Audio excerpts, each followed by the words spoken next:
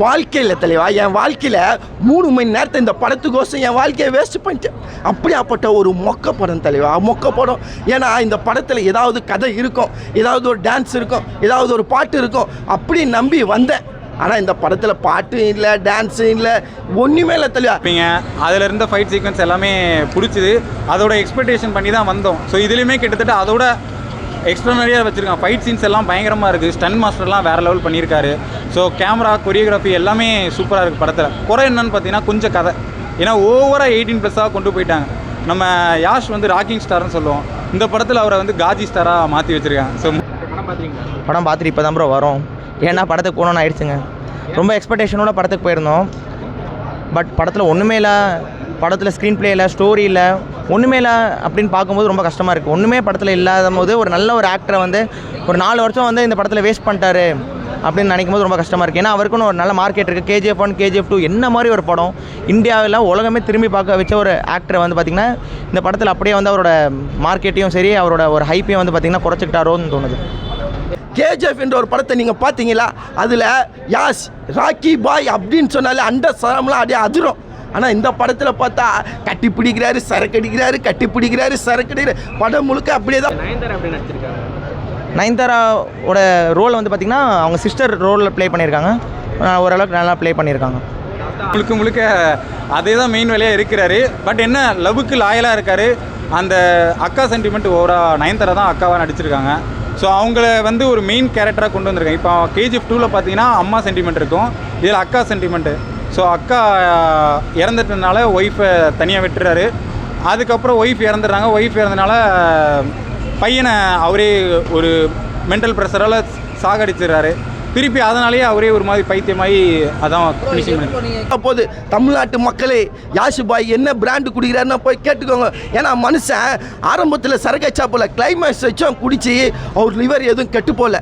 அதனால் நீங்கள் என்ன மனுஷன் பாவம் 1 வருஷத்துல குச்சி செத்து போகிறாங்க. அதனால் அவர் என்ன பிராண்டு யூஸ் பண்ணுறாருன்னு கேட்டு நீங்களும் அந்த சரக்கு அடிங்க, யாரும் செத்து போக மாட்டீங்க. ஏன்னா மனுஷன் சரக்கு அடிச்சு தான் போல் படம் முழுக்க. என்னத்த சொல்கிறது? KGF-ஓட கம்பேர் பண்ணுறீங்களா அந்த படத்தை? எனக்கு புரியல. எல்லாரும் இதுதான் சொல்கிறாங்க. இது என்ன காரணம்? அது ப்ரோ KGF-ஓட கம்பேர் பண்ணுறோம். இப்போ யாஷ்னாலே என்ன, அவர் ஒரு mass hero, pan India top hero. So அவரோட படனாலே எப்படி பயங்கரமாக இருக்கும் அப்படின்னு ஒரு எதிர்பார்ப்போட தான் வருவோம்.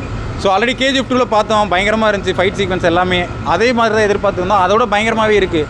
இன்னும் கொஞ்சம் அந்த 18+ அவாய்ட் பண்ணியிருக்கலாம். கொஞ்சம் பட டியூரேஷனை கம்மி பண்ணியிருக்கலாம். மிச்சபடி சொல்லியிருக்க சப்ஜெக்ட் எல்லாமே வேறு தான். ஏன்னா ஃபேமிலியோட பார்க்குறப்போ அந்த 18+ ஓவராக இருந்தால் என்னடா இந்த படத்துக்கெல்லாம் கூப்பிட்டு வந்திருக்கு அப்படின்னு கொஞ்சம் திட்டுவாங்க. அந்த மாதிரி இருக்குது. எங்கள் KGF-லாம் இந்த படத்தோட இங்கே கம்பேரே பண்ண கூடாது. KGF எங்கேயோ இருக்குது. இந்த படத்தில் ஒன்றுமே இல்லைங்க. படத்தோட மெயினே வந்து பார்த்திங்கன்னா ஸ்டோரியும் ஸ்க்ரீன் பிளேயும் தான். ரெண்டுமே படத்தில் அவ்வளோ அடி வாங்கிடுச்சு. KGF-ல என்ன மாதிரி ஒரு கதை, என்ன மாதிரி ஒரு பீரியடில் எடுக்கப்பட்ட ஒரு படம், அது கூடல இது கம்பேர் பண்ணி இது டிசாஸ்டர் மாதிரி இருக்குங்க. எனக்கு கஷ்டமாக இருக்குது சொல்லும் போது. ஏன்னா ஒரு டேரக்டர் ஒரு விஷயம் வச்சு தான் படத்தை எடுப்பாங்க. ஸோ நம்ம படத்தை மொக்க அப்படின்னு சொல்கிறது இப்படிங்கிற ஒரு சொல் போடுறதுக்குள்ளே சொல்லிட்டு போயிடலாம். பட் கஷ்டமாக இருக்குது இந்த மாதிரி சொல்கிறக்கும். ஏன்னா அவங்க ஒரு நல்ல ஆக்டரோட கால் ஷீட்டை வேஸ்ட் பண்ணிட்டாங்களோன்னு தோணுது. எனக்கு பிடிச்சிருக்கு ப்ரோ கண்டிப்பாக. ஏன்னா டேரக்டர்லாம் ரொம்ப எஃபெக்ட் போட்டிருக்காங்க. அதுவும் கைராத் பண்ணிலாம் ப்ரெக்னெண்ட்டாக இருந்து வந்து இந்த படத்தில் அவ்வளோ எஃபெக்ட்ஸ் போட்டு பண்ணியிருக்காங்க. நேற்று ப்ரீ ரிலீஸ் ஈவெண்ட்டில் கூட சொன்னாங்க. ஸோ அவங்களுக்காக படம் பார்க்கலாம், யாஷ்காக மெயினாக பார்க்கலாம். ஏன்னா அவரு ஆல்ரெடி எஃபெக்ட் ரொம்ப போடுவார். இந்த படத்துக்கு 200% போட்டு பண்ணியிருக்காரு. குடிக்கிறாரு ரொமான்ஸு, குடிக்கிறாரு ரொமான்ஸு. கதை ஏதாவது இருக்கும் நானும் இப்போ எதிர்பார்த்தேன். படத்தில் கதையே இல்லை, ரொமான்ஸாக தான் இருக்குது. குடிக்கிறாரு. என்னத்தை சொல்ல வருது? இந்த டேரக்டருங்க இந்த படத்தை உக்காஞ்சி பார்த்துட்டு அதுக்கப்புறம் ரிலீஸ் பண்ணியிருந்தாங்கன்னா இவ்வளோ கூட்டம் உள்ளே திக்குமுக்கு ஆடி இருக்காது. ஏன்னா உள்ளே எல்லாம் திக்குமுக்கு ஆடுறாங்க. எப்படி ஏஞ்சி போகலாம், ஏன் வந்துட்டோமே 250 ரூபா கொடுத்துட்டோமே, சரி முழுசாக பார்க்கலாம் அப்படின்னு எல்லாம் திக்குமுக்கு ஆகினுக்கிறாங்க தேட்டருக்கு உள்ள. என்னத்தை சொல்கிறது? உட்கார முடியல தலைவா. அதுதான் சொல்கிறேனே, ஃபேமிலிலாம் வந்தாங்கன்னா பாதியிலே ஏஞ்சி போயிடுவாங்க. அப்படி இருக்குது படம். ஏன்னா ஃபேமிலியெல்லாம் கண்டிப்பாக இந்த படத்தை பார்க்க முடியாது. எதுக்கு யாஷ் இந்த படத்துக்கு ஒத்துக்கிட்டாருன்னு எனக்கு தெரியல. கண்டிப்பாக வேஸ்ட் தெரியும் அந்த படம். ப்ரோ டிசியோட பயங்கரமாக இருக்குது ப்ரோ. என்ன கொஞ்சம் 18+ இல்லைன்னா நல்லா இருந்திருக்கும் ப்ரோ. டிசியில் வந்து ராவா காமிக்கல, இதில் கொஞ்சம் அங்கங்கே ராவா காமிச்சிருக்காங்க. அதான் ஒரு பிரச்சனை. அதிகமாக வச்சுருக்கான். படம் முழுக்க ரொமான்ஸாக தான் இருக்குது. ஆனால் சொல்ல முடியல, வேஸ்ட் தலைவா, சுத்த வேஸ்ட். பாசிட்டிவ் மார்க் மட்டும் கேட்காது இல்லையா? 10க்கு எவ்வளோ மார்க் மட்டும் கேட்காது. ஏன் மார்க்கே அந்த படத்துக்கு கொடுக்கக்கூடாது. அப்படியாப்பட்ட ஒரு வேஸ்ட் தெரியா படம். வேலைக்காகாது. கண்டிப்பாக வந்து வேஸ்ட்டு தான் தெரியல படம். ஹைப் கொடுத்தாங்க இந்த படத்துக்கு ஒரு 4 வருஷமா. ஒன்றுமே இல்லை. இதெல்லாம் 4 வருஷம் எதுக்கு ஹைப்பு குத்தானே தெரியல. ஒரு வருஷத்துல இதெல்லாம் தூக்கி போட்டுருக்கணும். எதுக்கு 4 வருஷம் வேறு வெயிட் பண்ணிங்கன்னு எனக்கு தெரியல.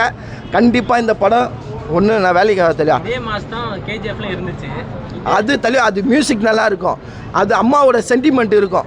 இந்த படத்தில் என்ன சென்டிமெண்ட் இது சொல்லுங்கள்? அம்மா செத்தாங்க, அக்கா செத்தாங்க, எதுக்கோசம் ஒரு கதை எடுத்துன்னு வந்தாலும் அம்மா சாகுறாங்க ஒரு ஃபீலிங் மியூசிக் இல்லை, அக்கா சாகுறாங்க ஒரு ஃபீலிங் மியூசிக் இல்லை. மியூசிக்கே முதல் படத்தில் இல்லை தலைவா. ஏதாவது நம்மளை உருக்க வைக்கணும், அப்படியே நம்ம உருகி போய் சேரில் அப்படி உக்காரணும். எங்கே உக்கார முடியுது? ஏஞ்சி போகலாமா தான் பார்க்க முடியுது இந்த படத்தில். அப்படியாப்பட்ட ஒரு வேலைக்காக படம். கண்டிப்பாக வேஸ்ட்டு தெரியல இந்த படம். தலைவா ஹர்திக் பாண்டியா வந்தா தெரியும், அதுதான் பையனா ஹர்திக் பாண்டியா வந்தார். அவராது ஏதாவது கலக்குவாரான்னு நினச்சா நம்மள கலக்கிட்டாங்க. அப்படி இருக்குது படம். கலக்குன்னு நம்மள கலக்கிட்டாங்க. வேலைக்காக அதுதான் தெரியா. ஒருத்தர் மொபைல் நோண்டுறாரு, ஒருத்தர் தூங்குறாரு, ஒருத்தர் பாத்ரூம் அப்பப்போ ஏஞ்சி போயிட்டு வர்றாரு. என்னத்தை பண்ணுறது? என்னால் படத்தை பார்க்க முடியலன்னு எல்லாம் திணறி போய் கிடக்குறாங்க. சுத்த வேஸ்ட் தலைவா. ஆரம்பமே முடிவு போயிட்டேன். ஃபர்ஸ்ட் ஹாப்பே மொக்கேன்னு தெரிஞ்சிச்சு. ஃபர்ஸ்ட் ஹாப்லேயே லேக் அடிச்சுன்னு ஓடுது. சரி செகண்ட் ஹாப்பில் நல்லா இருக்கும் பார்த்தா அதுவும் லேக் அடிச்சுன்னு ஓடுது.